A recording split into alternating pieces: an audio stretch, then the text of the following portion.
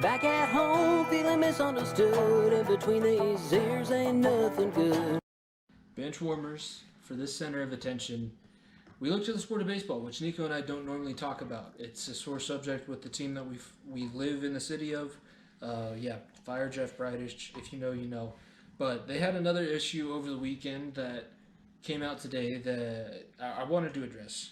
And baseball is just soft. Baseball, they're not made to build a following in 2021. For whatever reason, they just won't adapt to the time and adapt to the market. And now you're at the point where if you don't grow up a baseball fan, you will never become a baseball fan because you can't see anything about the sport.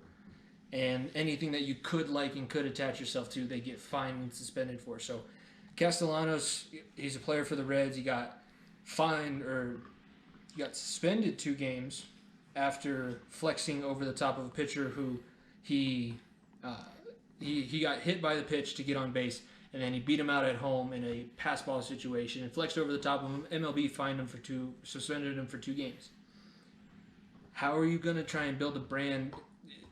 Like I said, baseball is dying. Baseball needs to take the personality of the players like the NBA did and put those in the forefront and make sure that these guys are able to build up your following, because that's how you're going to be able to sustain your brand and sustain your league.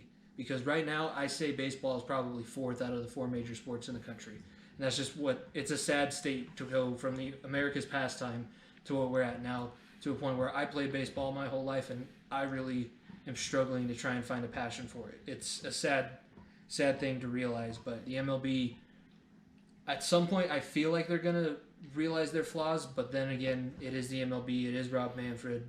Who knows what's going to happen? But that's this week's Center of Attention. Now let's get into this episode 35 of The Far End of the Bench with myself and my co-host, Nico Bryan.